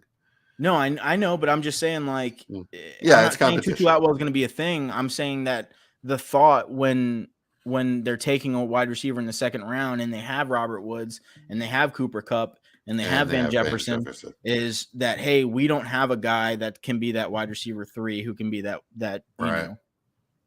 At least that's my opinion. I think you take a wide receiver in the 2nd round because you say, okay, we need a good wide receiver 2, wide receiver 3 to produce now. All right, so we move Jefferson down to 5th. Right. So what do we think about DPJ? I mean, he's got a legitimate chance to be the field stretcher Y. I think I would put People Jones 2nd on the list, if I'm being honest with you. Yeah. I mean, I think that I like Khalil Herbert a lot. Yeah. I like him a lot. Montgomery's still young. They like him. They use him a lot. But he's coming up on his 5th year option, and they're not getting. Do you think they're going to give him a 2nd contract? Oh, I don't know. Yeah, they didn't draft him. This regime. I mean, but they're so. So why would they? I don't think so. I think they'll draft over him, or Just go run with the cheap Khalil Herbert and let him walk, and get a compensatory third rounder. Why would you not? That's what I would do. I would either go with Khalil Herbert, or if I didn't think Khalil Herbert could carry me, I'd draft another guy. Yeah, but cheap. I mean that still brings the problem though that like when Montgomery is in the last year of his contract, right? If they pick up the fifth year on him, did they drafted him in the first, right? Or no? I can't remember. That's a good question because he doesn't feel like a first rounder. No, I don't think he was a first round pick. Now that I'm thinking about it, so he doesn't even have an option. No, so they would have to put a second round tender on him. Yeah, which I don't think they would do. I don't think they would do that either. So I mean, really, I really think it's realistic that they lowball him, and if it sort of depends on David Montgomery whether he stays with the Bears. Like I'd offer him $4 or $5 million a year if you want it. I'd offer you $4 or $5 million a year for 3 years. If you want it, hey, I'd love to have you. If not, best wishes. I can get a guy in the third that'll do the same. You know what I mean? Or I already have this guy on my bench, and maybe I don't even offer you that, and I can get a guy in the third that I can pair with Herbert, and be just as happy, or maybe happier.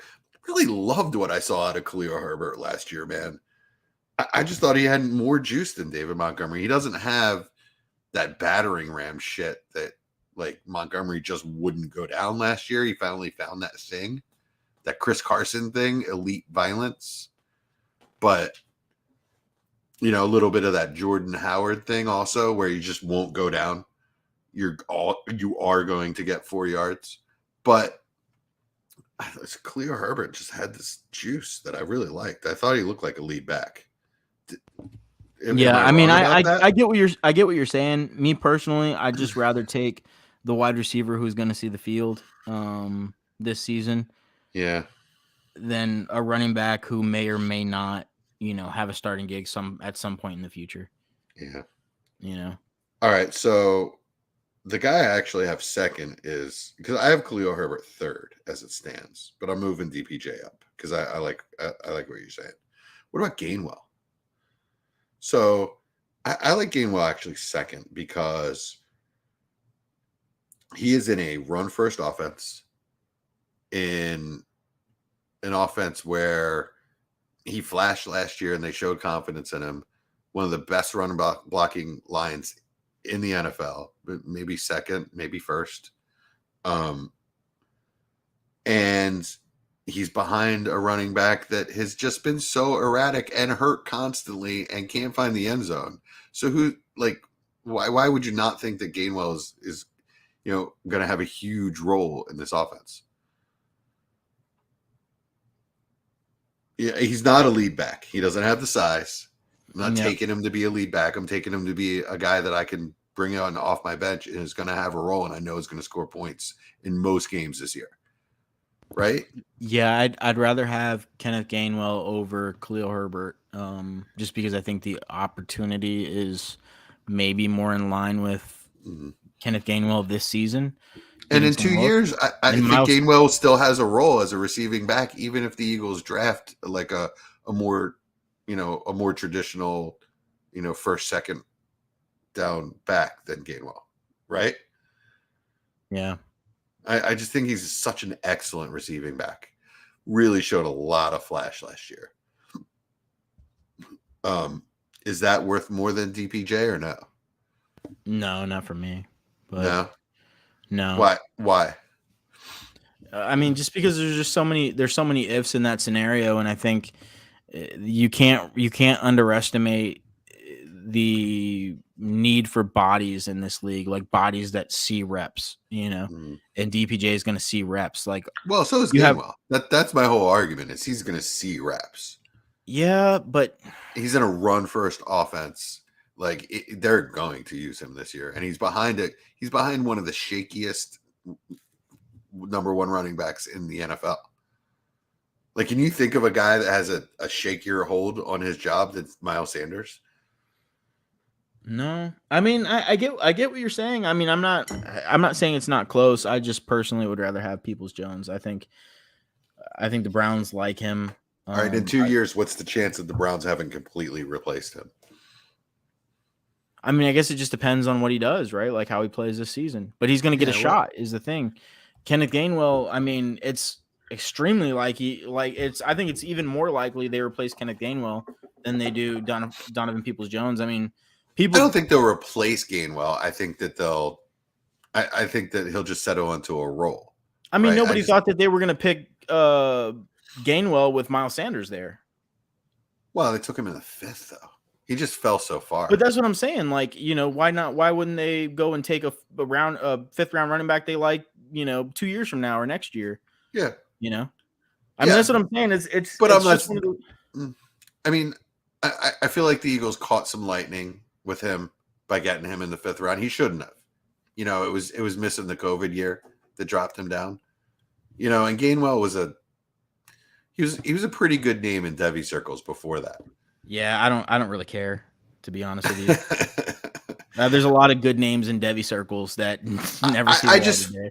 Well, I'm just saying that's the reason he dropped. He's better than a 5th round talent. I mean, the reason he dropped. I think he's going to have a role. I think he's going to have a role for a long time. Is what I'm saying. I don't think it's a lead role. I don't know. I think that's wishful thinking, man. Like I don't think I'm not saying that there's no shot at that. I'm just saying that, it's just as likely that, he maintains that 60 carries a year for the next 2 years and gets 20-30 catches. Else. Okay. Yeah. Gotcha. I mean, that's all I'm saying is. But I think that there's a really good chance that DPJ just underperforms and fades away. Yeah, there's definitely a really good chance of that. But he was a 5th round pick. Yeah, but that's not what I'm saying. So what I'm saying is, I'd rather have the guy who's going to get the opportunity, the on-field opportunity, for the majority of the year, right? Like, I think there's only one running back on the field at a time. You have a minimum number of slots for guys that you can have on your roster with only 3 bench spots. I want the guy who can fill up one of the 2 wide receiver spots and or the flex spots. And, there's at least 3 wide receivers on the field at a time with the Browns, sometimes 4. He's going to be on the field a lot. That's what I want. I want a guy to be on the field a lot. I mean, I'm not mad at you for taking Gainwell. I think that's a good shout. Yeah. If you like the player, take him. I just personally would rather have the wide receiver. I do like the player, and I don't think this is an Eagles bias. I think this is just me knowing about the Eagles and knowing that they're going to use their running backs a lot this year, even though they're going to try not to, but I think they're going to be forced to. All right, so Tim Patrick, we both agree on that. We didn't touch on why, but I love the ability, and he's the 3rd receiver in a really, really what should be a really good passing offense. He's a good player that's getting a lot of noise in that offense as far as, the rapport he's trying to build with Russell Wilson. Yeah. He's shown that he's a good player and he can step in and fill a role in really, really well. And big draft capital. We can't forget that too. He was drafted in the 3rd round. So was he? Yeah, I'm pretty sure. I don't want to sound like an idiot, but I remember. I mean, he's 28 though. What? No, he's not. Tim Patrick? Oh, I'm not thinking. You're thinking of KJ Hamler? I was thinking KJ Hamler. I don't know why I was thinking KJ Hamler. No, Tim Patrick's 28 came out of nowhere. Yeah, no, Tim Patrick. Yeah, okay, gotcha. Yeah, I'm so in love with Hamler that I'm just like I just had him on my brain when Tim Patrick was brought up. So but Hamler, it's funny you mentioned him. He's one of the guys I'm hoping to get for nothing because I scrolled down and he's 80th on the list. Oh, he would be number 1 on my list. Number 1 on your list. If on this list, really list, for 500, you would spend 500 on him. Oh, I wouldn't spend 500 on anybody, I don't think, but well, you have 500. Yeah, I wouldn't spend the 500 on anybody. You wouldn't? I would split it up. No. Oh, well, but this is what we just talked about. You said you would go all in on one player. No, you said that. Oh, I thought I that's what said you I said I would go for the players I thought were the best, but I didn't say I would go all in. Oh, so but what if you get none of them? Then you go Because for the you're sleepers. you understand you're going against 23 other teams. Yeah, I know. Yeah, I don't think I'm getting anybody if I do that. I think that there's going to be some guys like I think you're probably going to miss out on the Gainwells and the Parkers and People Jones. Neil's going to take him for sure. But I think I mean, the guys like Hamler, I think you got a chance of getting that guy for, 150, 200, and just trying to get two guys and roll with that because you're going down. So, try to get two guys that you can project that's going to get some field time, if not this season, then in the future. I am not willing to risk that. I mean, all of these guys are risky though. Like, what I think the risk is that I get nobody, that I get outbid on everyone. If I bid 500 on 6 guys, I'm probably getting somebody. Follow me? On those 6 guys that I just listed. I don't think that's a good strategy if I'm being honest with you. Because I also think that I can get. I'd rather put in what I think are just above high values on a bunch of different guys. Like, how do you know what a value is though? You're going against 23 guys and you've never been in this situation because you're before. assuming that everybody's going to have the same thought of you as you of going in at 500. Like, the majority of people aren't. I don't think with these players, like, there's no way that every single person is going to say, I'm going to spend all of my fab on one guy. I think you're going to be in the minority in that. I also feel like I can get some steals after for nothing, right? KJ Hamler is 78th. I would with the risk that every single one of these guys carries. Like, I want more than one of them. Period. Like, I want more than one of them. I also feel like I can get 2 guys for $0 bids on the second run. And you realize that your entire budget resets before the season starts. Yeah, but so now I have 500 so to the spend only way that you're getting any guy at 0 is if 2 things happen. One, the majority of people have the same idea as you to go all in. That has to happen, right? Not saying everybody, but the majority of people. No, I'm saying in the second run. Well, once everybody's gotten their 3. Look, these are the guys in that range, right? So once 72 players are off the board, KJ Hamler is 78th. So you might not get taken at all, right? Jonnu Smith, OJ Howard, Quez Watkins, Jalen Guyton. These are guys that I can get for nothing. And then dump in season. So maybe I'm not understanding this. So it's going to reset after this run or after the season? No. These are guys that I can get. They're going to reset. It's going to reset before game 1. Okay. Right. So now I have another 500 to spend in season once I see what's going on.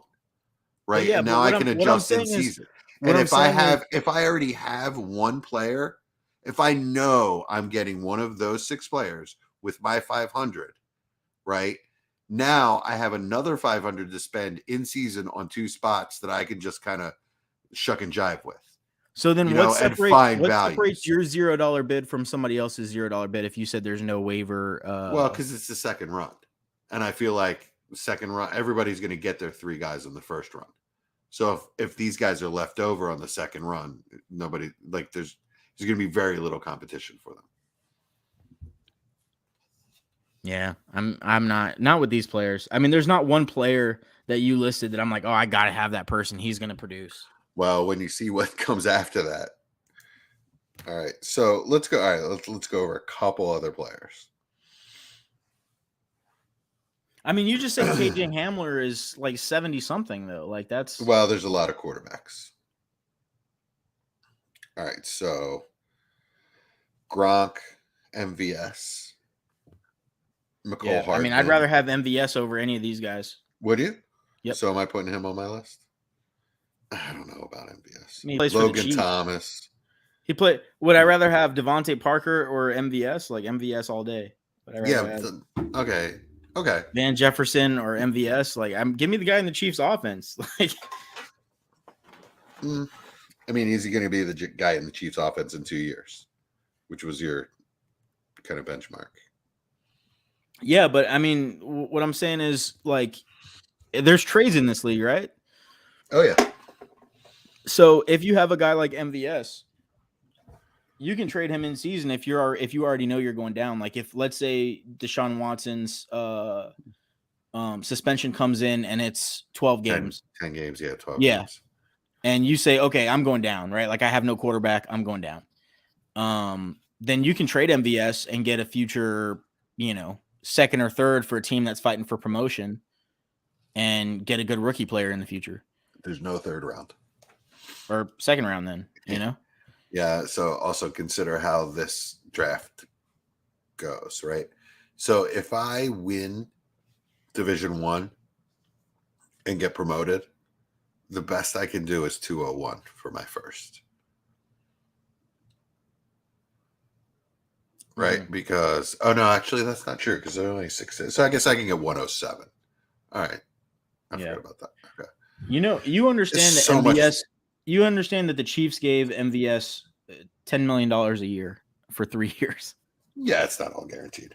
That's probably a 2-year structure. But they paid him. Like they're saying, we believe this guy is going to come in and produce. Yeah. Like that's the point. Like, do you They gave Sammy Watkins a chunk of change too. Don't forget about that. Yeah, but MVS has produced. Has he? Yeah. I mean, he's been decent before. Has he? Has he though? Yeah. I'm not going to do that. All right. I'm going to put MVS on the list. Not really, but I mean, but he's. I'm going to put him on the list though. I agree. He deserves to be at least on this list. He's seen 70 targets, 56 targets, 63 targets, 55 targets. Like if he's giving you 100 fantasy points this year, like that's going to be worth something. I mean, McCole Hardman is trash, right? Yeah, he's done. Logan Thomas. I'm not betting. That's a shout. I'm not putting 500 on him though. No, I mean, of course I'll put 100 on him in case I miss other guys. Right? Yeah, I mean, so what? You can get up to 3 guys, right? Yeah. Like that's what I'm saying. Like I would rather have like Robbie Anderson, Jamison Crowder, Curtis Samuel, Sterling Shepard. Sterling Shepard. That's another really good one. Yeah. I mean, but he's not a 500 guy. No, nobody's a 500 guy. Yes, these guys are. I'm telling you, some of these guys are. No, none of these guys are 500 guys. But it's only off-season fab. It's not in-season fab. It doesn't matter. It doesn't matter. I'd rather have. You're not following my logic. What I'm saying is, if I can get one guy now, I'm betting with that 500 in season, I can get 2 more. I think I understand your logic. I just think it's wrong. Like I understand what you're saying. I just don't agree with it. Okay, right on. In my opinion, like I just think that I'd rather have 3 guys I like than 1 guy I like and 2 guys that I, am forced into because everybody else already has their guys. Okay. All right, right on. Well, all right. At least you talked me into putting MVS on the league, and I reordered my list a little bit. I'm not changing my strategy. All right, so that concludes Deserted Island. I have a ridiculous trade that was proposed to me that we are going to end the podcast on. Someone's trying to get Stafford to Cooper Kupp hookup for me, and they offered Kirk Cousins, Albert Oface, Pierre Strong, my 23 first, and this is a league that I won last year, so it's a late first. Oh, and my 2024 second. What? I mean, is there anything that I could even counter with that? What are you trying to? I mean, what is the trade? They're trying to get Stafford and Kupp for me for Cousins, Albert O, Pierre Strong, No, a that's 23 it. first and a 23 No. second. Would you even trade Cup for that? No. Can I counter by taking Stafford out? No. Yeah, right. I mean, No, that's just a bad offer. I mean, it's wow. not, Wow. I'm not you going to just call this. decline it. I'm not going to call this guy out, but this is a Patreon member and this is a Patreon league. So Just do decline it. better. Do better, homeboy. Yeah, I can't even counter that. That sucks when I hate when I get offers I can't even counter. All right. I lied. We're not going to end on that. We're going to end on this. Like, that was a pretty terrible note to end on. Yeah, we're going to end on this. We're going to end on a really, like, everybody hates this trade.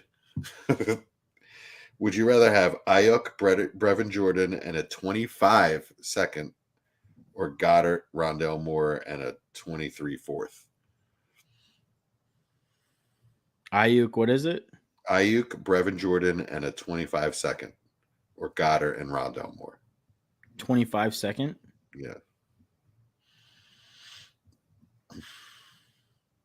Because the first second this guy had available. Do I have to pick one? Yeah. Is it That's tight what end everybody premium? says. Is it tight end premium? 0.25.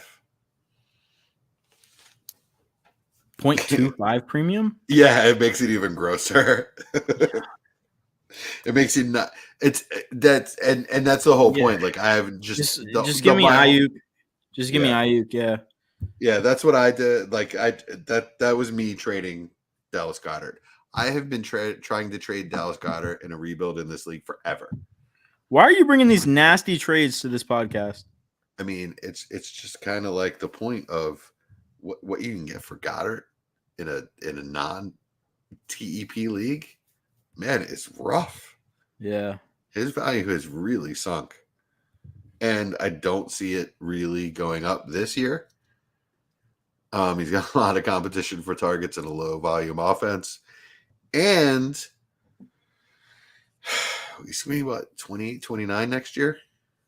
You know, he's waited forever to get his shot. And it's just, I mean, if he has his window, it's going to be like a 2-year window of elite production at best, if it ever happens. So okay, let me ask you a question on the trade. This one I think is a bit more difficult. Okay. So rebuilding team trades T. Higgins, was projected to be a very late 23 second. Okay. And a mid to late 23 second. Okay. T. Higgins and 2 okay seconds. Yeah. One is a very definitely going to be late. Like if the guy doesn't win the league, then he's going to come in second for sure. Okay. It's very so yeah, okay. So 211 or 212 in a good class. Yes. And then the other side is getting what's projected to be an early 23 first and a mid 23 first.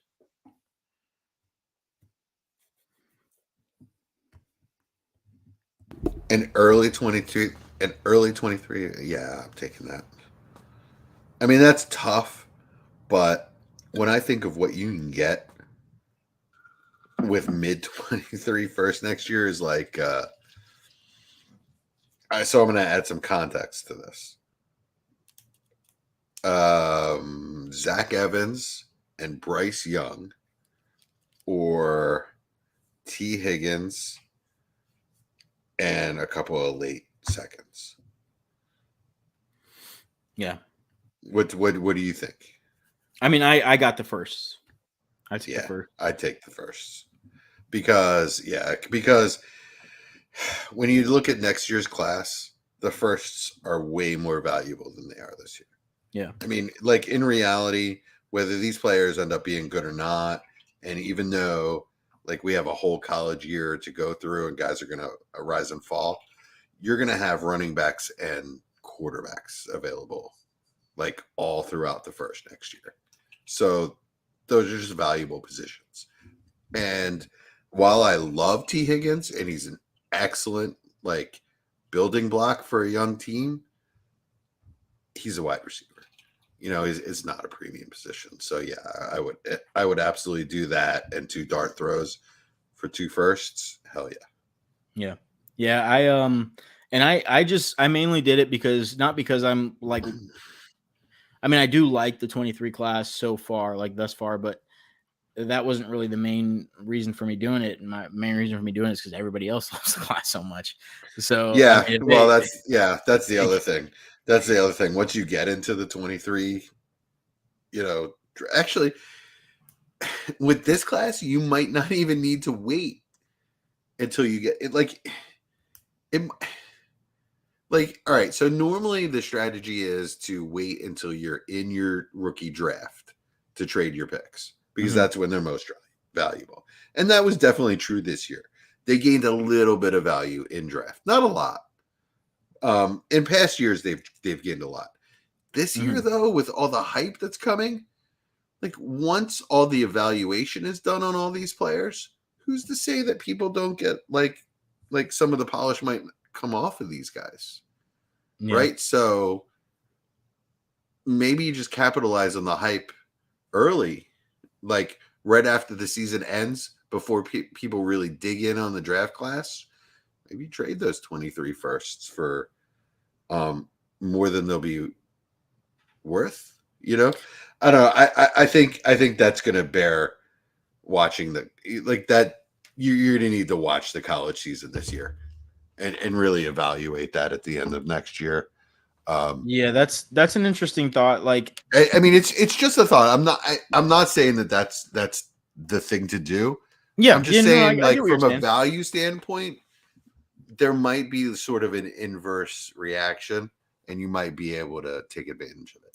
Yeah, I mean, I hate rules in fantasy, right? Like you just Sure. play your league, and if you think that if you're getting the feel that people are overvaluing the 23 first like really significantly in season, some guys are getting out of the game, so to speak. They're just trading all their players away because they know they're not competing and they're really desperate to get 23 first, and somebody sends you a crazy offer. Don't decline it just because you're in season, Oh, yeah, obviously that's the crazy offer scenario. But I think there is something to be said for I don't think it's necessarily about being in the draft and being on the clock, and that just makes the pick more valuable. For me, the way I've always thought about it is that during your rookie draft, everybody is in the room at the same time, so to speak. So you can say, okay, guys, I'm on the clock. People are sending me offers. It's going to take a while. And then suddenly more offers start flowing in if these picks are valuable at that point. Right. And it's purely about people being in the room at the same time, and everybody's attention is on the rookie class right then, right there. It's not like, in season you might make a trade and somebody comes out and messages you and you're like, oh, I would have given more, Right. But It's about having the foresight, having the thoughtfulness. Absolutely. Yeah, all the cards are on the table, so to speak, during your rookie draft. Like everybody's there, everybody's paying attention. Yeah, right. If somebody wants to trade up, they're going to. Absolutely. Yeah. Pay attention to what's going on. Pay attention to what do your league mates want, right? Do you have a guy? Let's talk about the Darlings draft a little bit, right? There were a couple things I did in that draft. I mentioned it before on this podcast. There's a couple things that I did in that draft I don't think I would have been able to do in any other draft I've ever been in, right? So, I made, like, Kenneth Walker fell to 103. Mm-hmm. I didn't see that happen anywhere else. I was in 16 drafts. That's the only one it happened in. All right. Well, to me, that's a situation where I need to trade up because now he's at 103 and I'm at 104 and it's a little less valuable, right? Like I don't have to trade up 2 spots. I don't have to trade up 1. So I did that. And then that makes one of my veteran running backs expendable when I get Kenny Walker, right? So I didn't expect to get Kenny Walker. I was banking on Zeke. So now Zeke is expendable. So I offered him. for the 106 and I got it. I mean, that's a little, that's a pie in the sky scenario. You shouldn't get 106 for Zeke, you know. And I took Jameson Williams. I was just shooting for pure like best player on the board at that point, and Jameson Williams was that for me. But like, I did it right, and later in that draft, it's the same owner, and the owner posted in our chat numerous times that, hey, I wasn't ready for this draft to start, even though we didn't start it right away. It was like a week after the NFL draft. I don't have any research done. I kind of want to trade these picks for veterans. I was like, okay, I got veterans. You know what I mean? And then I went and offered him, and like, I offered him Lockett for the 202, but he went ahead and drafted the player and didn't see my offer and then took my offer. So he took Trey McBride, who I wouldn't have taken at 202, but still Lockett for Trey McBride. I'll do that every day of the week. You know what I'm saying? Like, I got rid of a 29-year-old wide receiver with no quarterback for a possible, you know, a second round tight end. Yeah, okay. You know what I mean? These are shots you can take in your draft when you see something out of another owner, right? You just got to keep your head up. Yeah. I mean, sorry, it's all about playing your specific league. You know, it's sometimes we get. It is about playing your specific league. I agree, but one thing I really want to like I don't know, like punctuate out of this is I think there's going to be a lot of positional value out of next year's draft, whether the players are good or not. When you can get quarterbacks and running backs late, like mid to late in the first and into the second, you know, quarterbacks and running backs that get NFL draft capital. It's like the James Cook argument that you had this year, right? James Cook was not really a good running back in anyone's eyes, you know, in any of our eyes, but he got second round draft capital on a good team. And just, I think the running back pool is so much deeper next year. You're going to see guys like running backs go, a lot of running backs go in the second round and a few go in the first, right? And you're going to see possible 6 quarterbacks go in the first round next year. I know they said possibly 5 this year and only 1. So it absolutely could change. But yeah, I mean it's probably going to change, but I mean it's just one of those things. Yeah, it's worth, probably. Yeah, it's worth. It is monitoring it is during. it is going to change. Yes, you know? it's worth at least monitoring during the season and just paying attention to for sure. Absolutely, and just treat 23 picks as overhyped, but also keep in the back of your head that it could be a damn good class. Yeah, I mean, it's just one of those things. Play your league. Like if you get an offer that you feel is an overvalue for the picks, then consider it. I mean, don't hold on to picks just because everybody is hyping up the picks. You know, play what your league is. You know, play with the hand you're given. Don't play somebody else's hand. Yeah, and don't overhype your own picks, right? You know. Yeah, I mean, I overhype your picks if you want. No, I'm sorry. Don't overhype other people's picks. Yeah, exactly. That's what I meant. Just play your team. Yeah, right on. Yeah, I get what you're saying though. It could definitely be a really good class. Yeah. All right, cool. Did we cover it?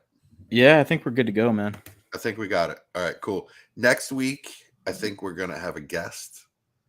I'm not gonna tease the guest, but I believe we're gonna have a guest, and we're gonna have a more competitive game. This was more of a drinking game this week. Was it? Yeah. I mean, would you rather a deserted island or drinking games, as far as I'm concerned? So. Oh damn! I should have been doing more drinking then. I'm like a beer and a half in. A beer and a half. Oh, did you crack a Dos Equis? Yep, I did. It's warm. So not great. I like me a little double X. It's good. You ever had Modelo Negro? Once, I believe. Mexican beers. Okay, that is my favorite of all of the Mexican beers that I've ever tried. Really? So I've had Dos Equis green and brown label. I like the green Dos Equis better than the brown because it's an ale, I believe. So I like an ale better than a lager. Nice. Tecate, however you say that, is Mhm. piss. It's somebody fed a Mexican guy a bunch of Budweiser, and then he pissed into a bunch of cans and sold it to Americans. That's what Tecate is. Sounds like an upgrade on Budweiser. Modelo Especial is drinkable. It's good. I would call that like a little better than like Mexican Budweiser. Corona is American, right? Is Corona even made in Mexico? I don't believe all The Corona Gold stuff is pretty good. I haven't tried that. Corona's fine. You Yeah. know, that is Mexican Budweiser, if you ask me. Modelo Especial is a little above that. Then Modelo Negro is a dark beer. Yeah. Love that. It's delicious. What? What are you Yeah. laughing about? Huh? What are you Nothing. laughing? Nothing. All right. Well, I pissed you off on numerous occasions this evening. Oh, you didn't piss me off, man. I did once. You're like, all right, let's just move on. I just know us. I know that's gonna drag on for far too long. All right, yeah. So anyway, next week we're gonna have some competition. It's not gonna just be me and Chad arguing about strategy. But hopefully you got a little something out of that, because there's a plus and a minus out of every side. Chad, do you want to plug anything? Absolutely not. Okay, I do. Catch me on the Dynasty Fever podcast with Brian Ford every week, and catch me on the Dynasty War Games podcast every week on Friday nights with my main man Chad Mendoza, and man, gotta love him, Captain Mike, as soon as he gets back in mid-July. And we're gonna have a bunch of really fun guests in between now and then. We got some creative games thought up, and we're gonna have some fun. So catch you next week. Oh, I do have something. Something. Right go on. and I don't know what the proper term is. Go and like my Twitter. Go and follow my Twitter. You follow. It's called. It's follow. Yeah, it's looking pretty pathetic right now. I think I have like 17 followers. I'm not much of a Twitter guy. You'll probably Didn't never you hear just from call me. me? Haven't you been calling me pop up and you don't know how to work Twitter? I mean, I know how to work it. I just choose not to. But yeah, it's apparently something I've been instructed is a good idea. So if you guys want to go ahead and hit the like or subscribe or follow or do whatever you got to do there just to get the number up, that'd be great. Yes, I appreciate it. All right. So just to clarify, like and subscribe on YouTube, and please leave us a 5-star on Apple Podcasts if you like what we're offering, and a review. And on Twitter, just follow us. We don't tweet much, but we tweet out when we're going to be on air, so then you can listen to us. And last but absolutely not least, Old Faithful Mike Kinney in chat all night. Thank you, my man. All right. And y'all have a great week. We'll see you next week. Later. Same channel, same time.